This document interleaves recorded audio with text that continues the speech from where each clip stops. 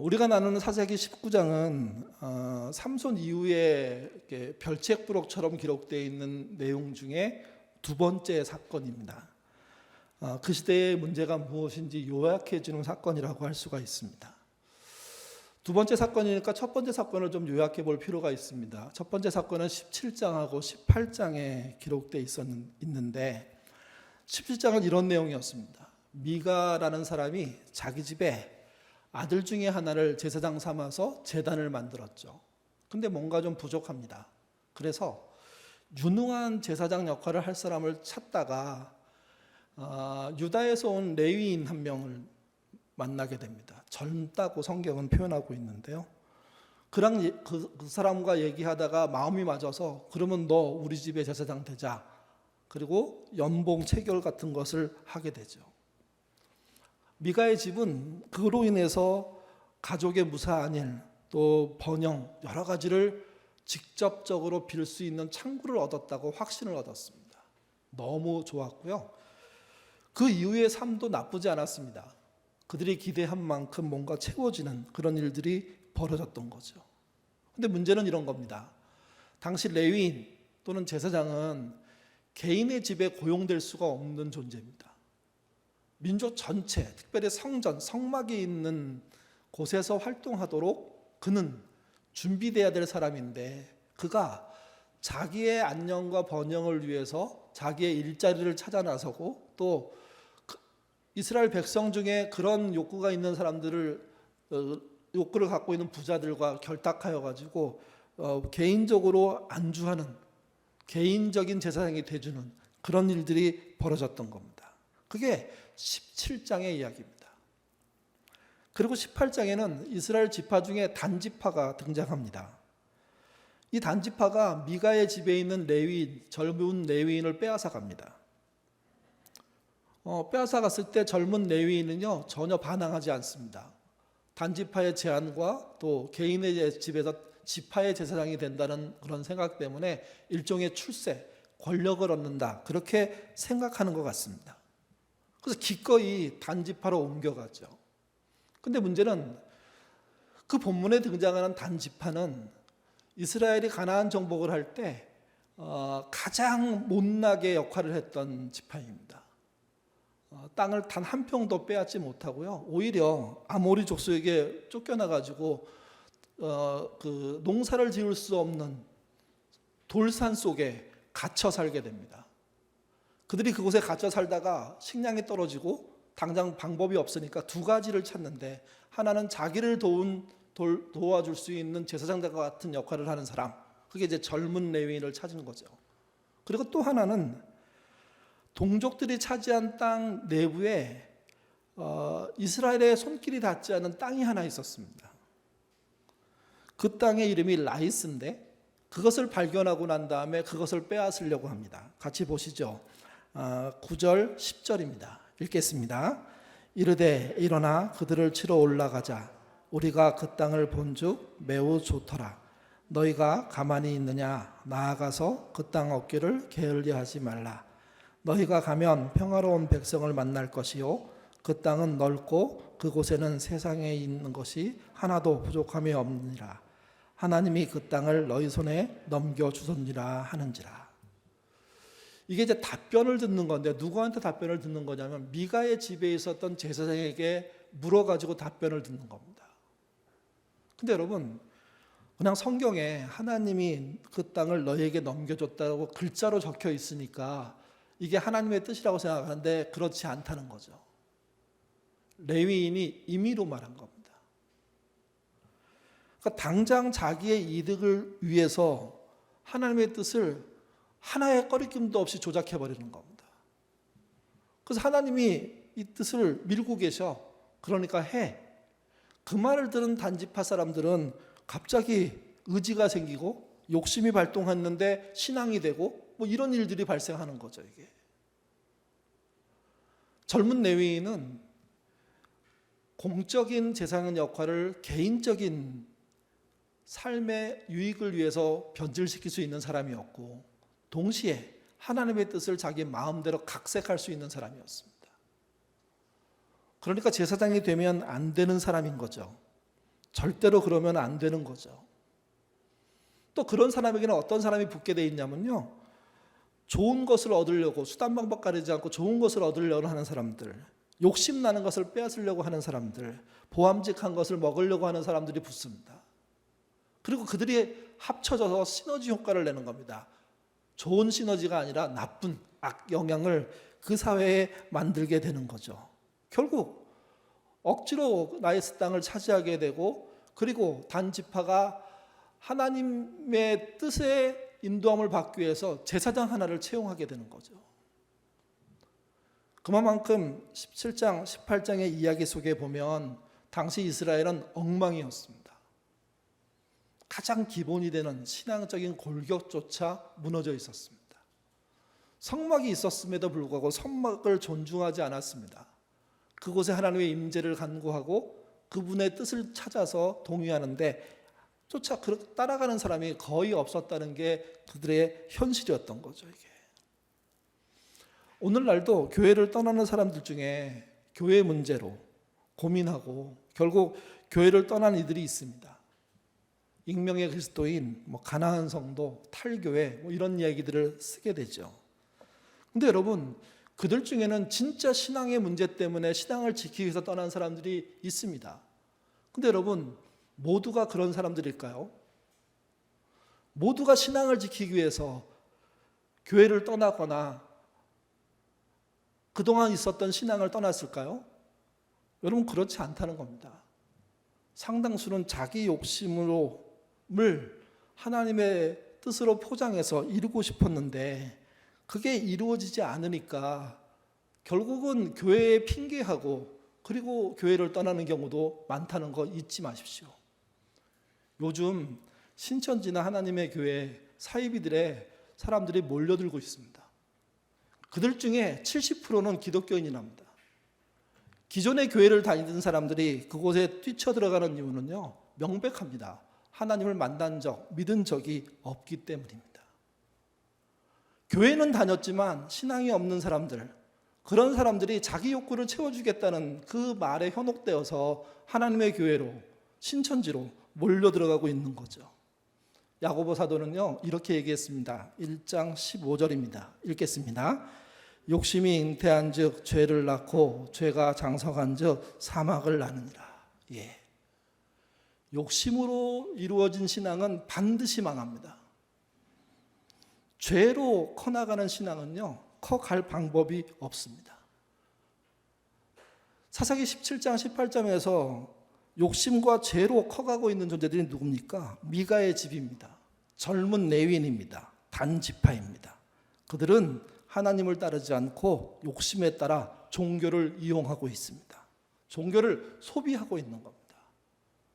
그래서 우리도 질문을 던져야 됩니다. 내가 종교를 이용하는 사람인지 소비하는 사람인지, 아니면 하나님 말씀 위에 서려고 애쓰는 사람인지.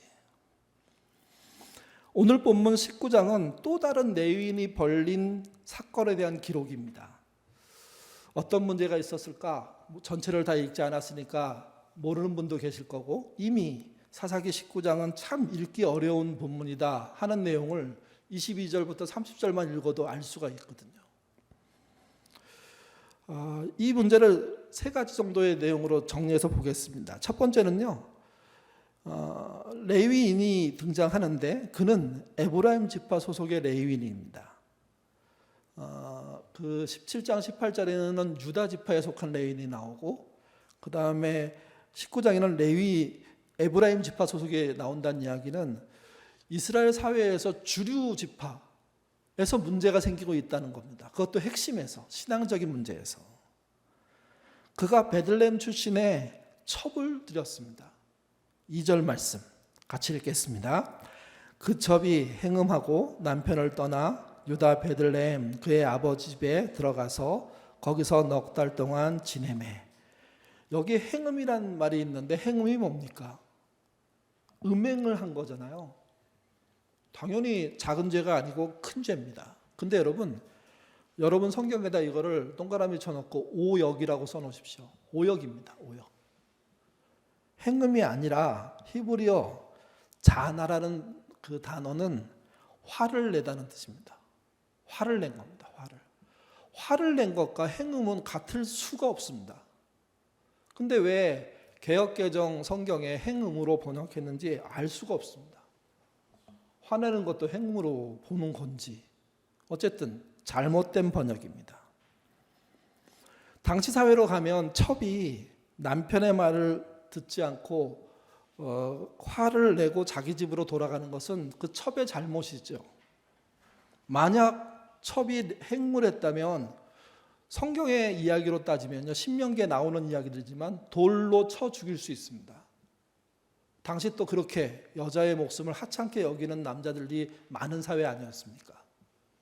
그러니까 여기서 행물을 했음에도 불구하고 여자가 뒤에서 살아있다는 이야기는 그것은 행음이 아닐 수 있다는 가능성을 보여주는 것이고 실제 단어는 행음이 아니라는 겁니다. 행음의 정황도 나와 있지 않기 때문에 그렇습니다. 또 레위인이 문제를 이제 시비를 걸려면 뭐부터 걸어야 되냐면 레위인이 첩을 얻은 것부터 걸어야 됩니다. 당시 사회가 일부 다처 사회라고 우리가 알고 있잖아요. 그러니까 당연히 그래서 아브라함도 이삭도 다 여러 명의 부인을 거느리고 있는 것을 우리는 당연하게 인정하거든요. 근데 여러분 성경의 시작은 그렇지 않습니다. 한 남자가 한 여자와 결혼하게 돼 있습니다. 그 다음에 일부 다처가 생긴 건 남자가 힘이 센 존재여서 힘으로 여자를 제압한 결과로 나온 거거든요. 세속의 문화이고 잘못된 문화입니다. 그런 문화가 통용되고 있다고 하더라도 하나님의 백성들은 그렇게 살지 않아야 되는 거죠. 근데 하나님의 백성들까지도 일부 다처제를 행하고 있었음이 문제인 겁니다. 그리고 레위인이 첩을 두고 그 첩으로 인해서 문제가 생긴 겁니다. 사실은 첩으로 인해서 문제가 생긴 게 아니라 레위인으로 인해서 문제가 생긴 겁니다. 이걸 읽어내지 못하시면 본문은 오해투성이가 됩니다. 마치 첩이 잘못한 것처럼 얘기가 전개되는 거죠. 아닙니다. 레위인 자체가 하지 말아야 될 일을 서슴없이 하고 있는 게 문제입니다. 그리고 이제 그것이 우리나라 성경에서는 행음으로 표현되고 있는 게 또 문제인 거죠. 아마 이것을 번역하는 분들의 실수인데 우리는 그 오역을 고쳐서 읽어야 됩니다. 대화했는데 다툰 겁니다. 심하게 다퉈서 자기 집으로 돌아간 거죠. 사회적으로 용인되고 있기 때문에 우리가 행하고 있는 일이 없는지 한번 살펴보십시오. 누구나 하는 거야. 지난주에 우리 박은미 장로님 맞나요? 은미 장로님이래요. 박은미 장로님 오셔가지고 옛날에 불로소득을 지금은 재테크라고 부른다고 얘기해 주셨잖아요. 그 말 맞는 말 아닌가요? 그래서 옛날에는 불로소득을 얻은 관료가 되겠다는 사람, 장관 청문회 같은 데 나오면 면박당하고 창피당하고 그 다음에 사퇴했습니다. 심지어 뭐도 사퇴했냐면 자식을 위해서 주소를 옮긴 사건도. 그래서 처음에 청문회가 나왔을 때 정말 무시무시했습니다. 왜 그러냐면 자식을 위해서 대한민국 안에서 주소를 옮긴 사람은 생각보다 많은데 그게 시비거리가 됐고 그것 때문에 낙마하는 일이 발생하죠. 한 걸음 더 나가서 지금은 재테크인데 당신은 불로소득인 것이 드러나면 창피하게 생각했고 그래서 스스로 내려왔던 거죠. 근데 지금은 그렇지 않습니다. 재테크라고 표장해가지고 다양한 재테크를 할 수 있다고 얘기하는 사회가 된 거잖아요. 여러분 생각해 보셔야 돼요. 성경은 땅의 매매를 사실은 인정하지 않아요. 이자 받는 것 인정하지 않아요. 하나님이 정하신 원칙 몇 가지가 버젓하게 있는데 우리가 그것을 무시하고 있다는 것은 문제라는 겁니다. 마치 레위인이 일부 다처 하는 게 당연한 것처럼 생각하는 거 그겁니다.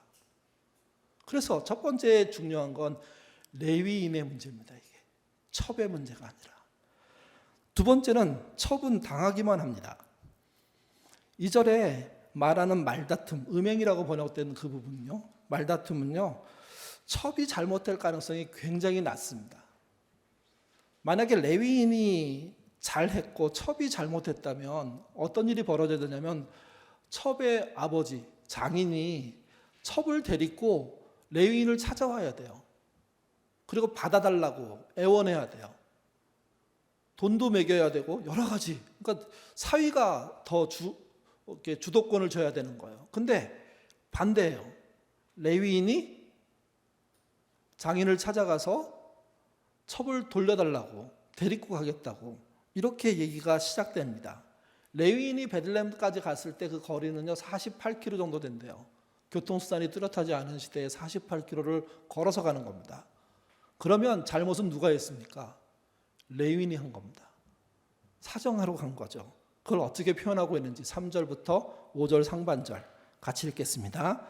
그의 남편이 그 여자에게 다정하게 말하고 그를 데려오고자 하여 하인 한 사람과 나귀 2마리를 데리고 그에게로 가매 여자가 그를 인도하여 아버지의 집에 들어가니 그 여자의 아버지가 그를 보고 기뻐하니라.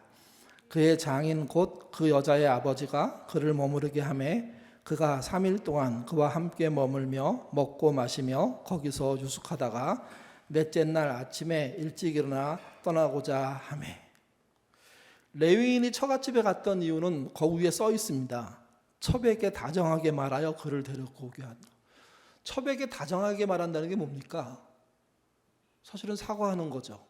내가 지나쳤다고, 미안하다고, 그러니 집으로 돌아가자고. 근데 얘기가 쭉 진행되는 사이에 보면요, 그 사위와 장인과의 대화는 계속 나옵니다. 근데 여인, 자기 첩에게 사과하거나 첩과 관련된 대화를 하는 장면은 하나도 안 나옵니다.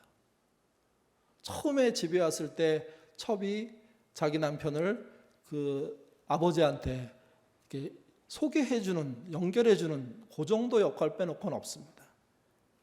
굉장히 희한한 건 뭐냐면 사과할 당사자에게 사과하지 않고 당사자가 빠진 사과가 진행되고 있다는 겁니다.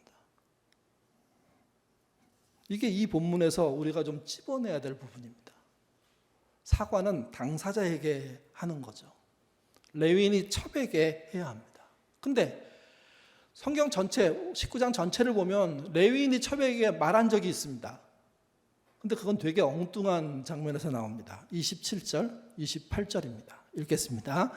그의 주인이 일찍이 일어나 집문을 열고 떠나고자 하니 그 여인이 집문에 엎드려져 있고 그의 두 손이 문지방에 있는 것을 보고 그에게 이르되 일어나라 우리가 떠나가자 하나 아무 대답이 없는지라 이에 그의 시체를 나귀에 싣고 행하여 자기 곳에 돌아가서. 아시겠지만 이 장면은 밤새도록 첩이 성폭행을 당하고 난 다음에 집 앞에 버려진 다음의 이야기입니다. 그때 주인은 레위인을 말합니다. 그가 자기 집, 여인과 상관없이 자기 집으로 돌아가려고 문 열고 나오다가 집 앞에 쓰러져 있는. 근데 이분이 살아있는 건지 죽어있는 건지 정확하게 표현은 없지만 두 손이 문지방을 잡고 있다는 표현으로 인해서 보면 아직 죽지 않은 상태인 것 같습니다. 여러 주석들을 열어보니까 다들 비슷하게 얘기합니다. 죽은 시점이 그때는 아니라는 거죠. 그 이후라는 거죠. 그러니까 아직 숨이 붙어 있음에도 불구하고 앞에 쓰러지는 여인을 그 남자, 그 레위인은요 말로만 우리 일어나서 집에 가자 이 말 말고는 어떤 도움도 주지 않았다는 겁니다. 그리고 어떻게 하냐면 죽은 사람 취급하면서 나귀에 싣고 집으로 돌아간 겁니다. 여기 시체란 말 나오죠? 이것도 사실 오역에 해당합니다. 본문에는 시체란 말이 없습니다. 원문에는. 그러니까 시체로 그냥 죽은 것으로 생각해서 번역자가 집어넣은 말이라는 거죠. 이게. 그러니까 그의 몸을 나귀에 싣고 갔다. 그게 맞는 겁니다. 이게. 두 번째 중요한 건 이겁니다. 첩은요 당하기만 합니다. 용서를 받아야 되고 보호를 받아야 되고 그리고 사랑을 받아야 되고 그리고 가정을 꾸려나가야 될 그 여인은 끝까지 처음부터 끝까지 남자들에게 당하고만 있다는 겁니다. 세 번째, 이 일은요 이방인 땅에서 일어난 일이 아니라 이스라엘 땅에서 일어난 일입니다. 특히 이 일을 벌린 자들이 누구인지 밝혀져 있습니다. 그게 성폭행 사건을 말하는 겁니다. 22절에서 24절 좀 길지만 읽겠습니다. 그들이 마음을 즐겁게 할 때에 그 성읍의 불량배들이 그 집을 에워싸고 문을 두들기며 집주인 노인에게 말하여 이르되 내 집에 들어온 사람들을 끌어내라. 우리가 그와 관계하리라. 집주인이 그 사람들이 그에게로 나와 이르되 아니라 내 형제들아 청하노니 이 같은 악행을 저지르지 말라. 이 사람이 내 집으로 들어왔으니 이런 망령된 일을 행하지 말라. 보라 여기 내 처녀의 딸과 이 사람의 첩이 있은즉 내가 그들을 끌어내리니 너희가 그들을 욕보이든지 너희 눈에 좋은 대로 행하되 오직 이 사람에게는 이런 망령된 일을 행하지 말라. 여기 이 사람은요 레위인이에요. 레위인. 그러니까 레위인이니까 그 사회에서 되게 보호받았던 것 같아요. 존중받았던 것 같아요. 근데 이 노인이, 집주인인 노인이 이 레위인을 지키기 위해서 했던 행동들, 이건 생각보다 좀 심각해요. 이 사건 어디서 많이 본 사건 같지 않으십니까? 똑같은 워딩이 나오는 성경이 있죠. 그게 소돔과 고모라입니다. 롯이 자기 집에 찾아온 두 천사를 보호하기 위해서 자기의 딸들을 내보내겠다고 그렇게 얘기한 적이 있었죠. 아브라함 시대 때. 똑같은 일이 이 본문에서도 벌어지고 있는 겁니다. 남자를 지키기 위해서 여자를 대놓고 희생시키는 게 그 시대라는 거죠. 이게. 또 한 가지는 불량배란 말입니다. 불량배. 벨리알의 아들이라는 말로 원래 이렇게 번역이 될 수 있는 말인데 뜻은 그런 겁니다. 무가치한 사람들이라는 뜻입니다.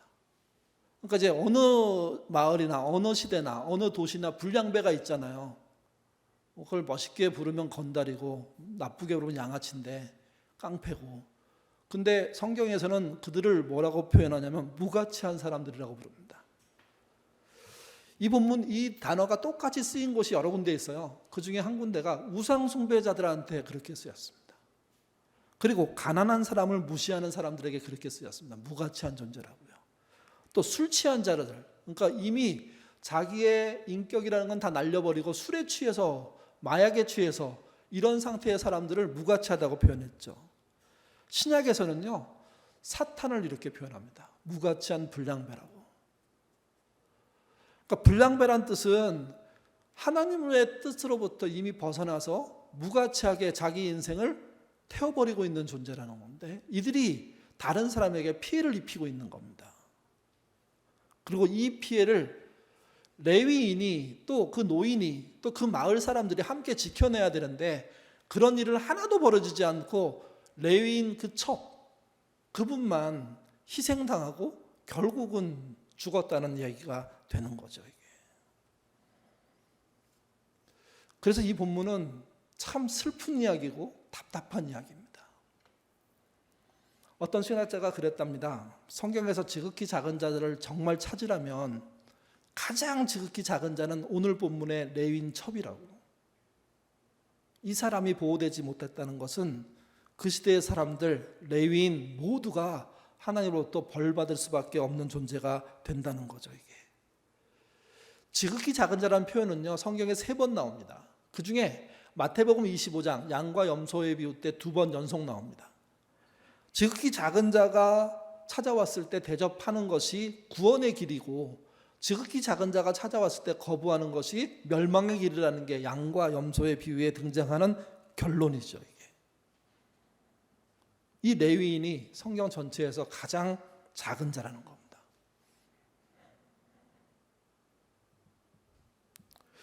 이 작은 자가 어떤 작은 자인가? 첫 번째는요, 그는 여자로 태어나서 첩이 되었습니다. 요즘은 결혼하지 않는 게 굉장히 어떤 여자들이 선택할 수 있는, 남자들이 선택할 수 있는 길로 보이고 있는 시대 아닙니까? 근데 당신은 결혼하지 않으면 끝장난다고 망했다고 생각하는 시절이었습니다. 그러니까 1대1 결혼, 남편과 아내로 만나 결혼하는 그 결혼을 다 하고 싶죠. 그게 안 되는 경우에 첩의 결혼, 그것도 마다하지 않는 게 당시의 여자들이었고 당시의 집안이었고 당시의 부모였고 아버지였던 겁니다. 결국은 첩으로 팔려나가듯 레인의 욕망에 채우는데 쓰여버렸던 이 여인이 지극히 작은 자라는 거죠.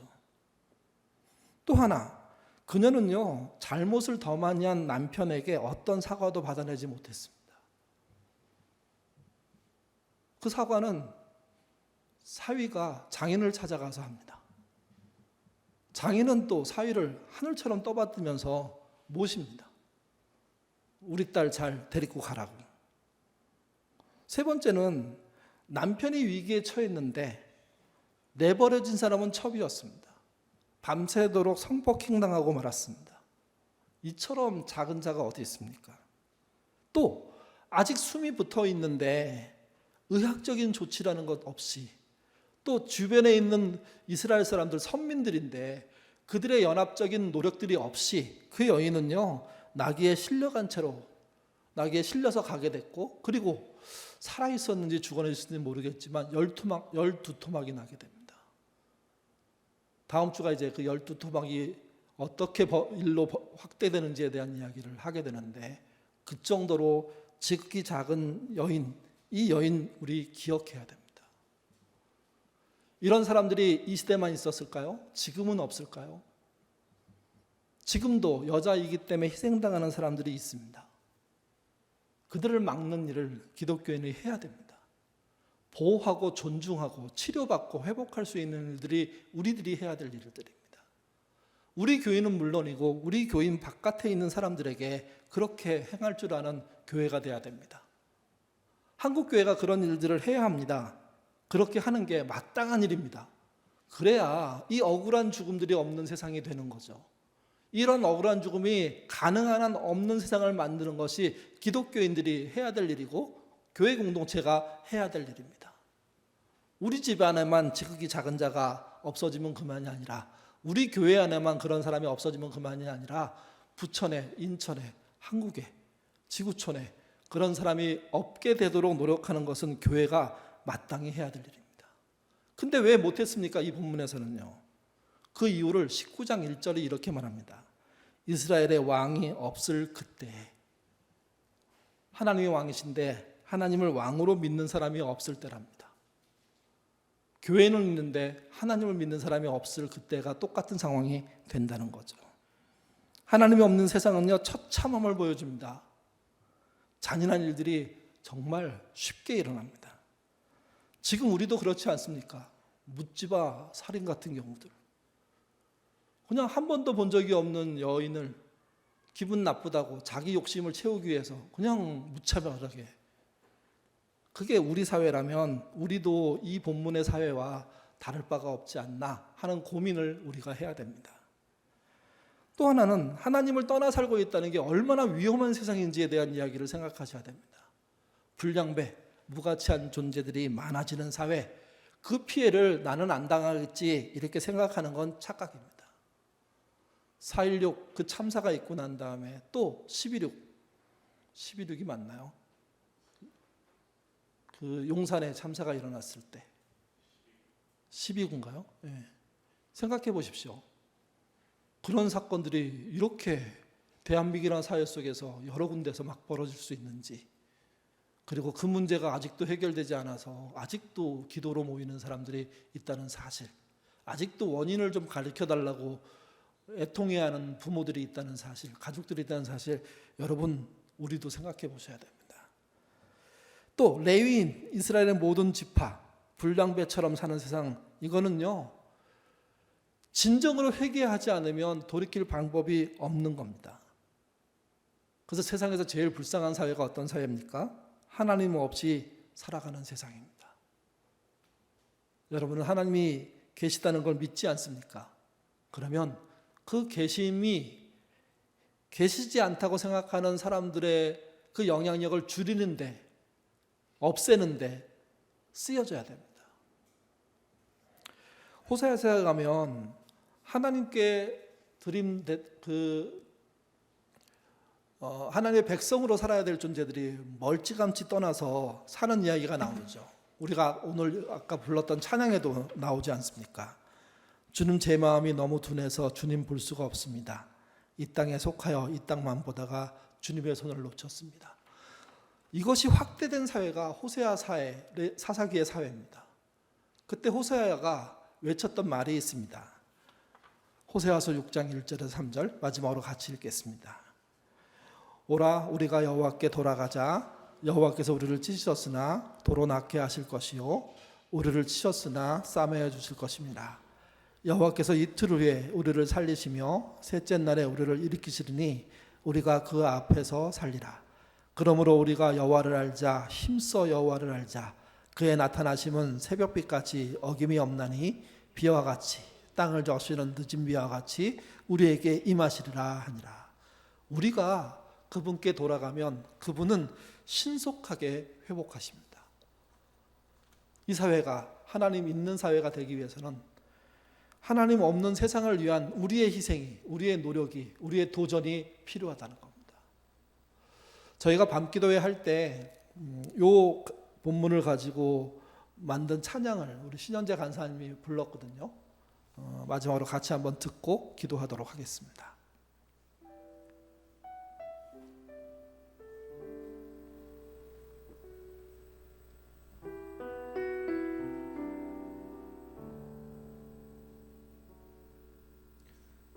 내 백성이 나를 떠나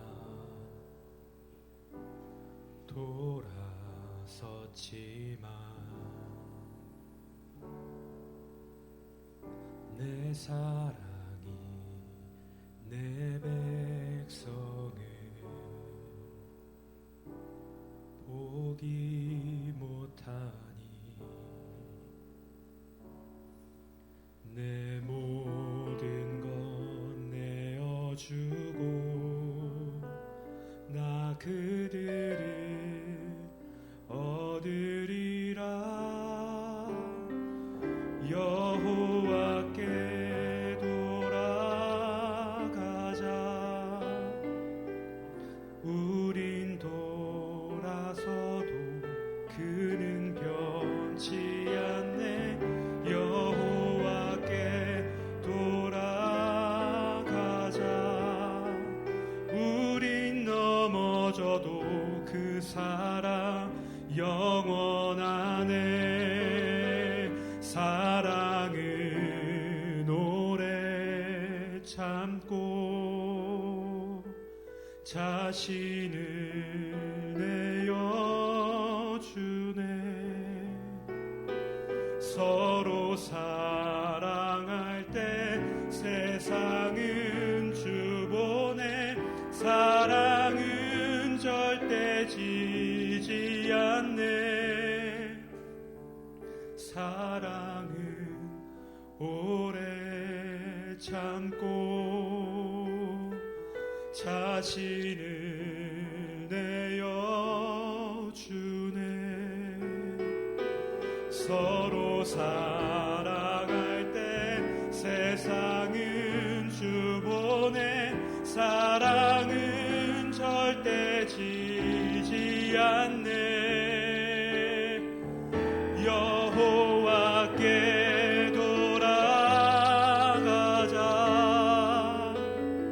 우린 돌아서도 그는 변치 않네. 여호와께 돌아가자. 우린 넘어져도 그 사랑 영원하네.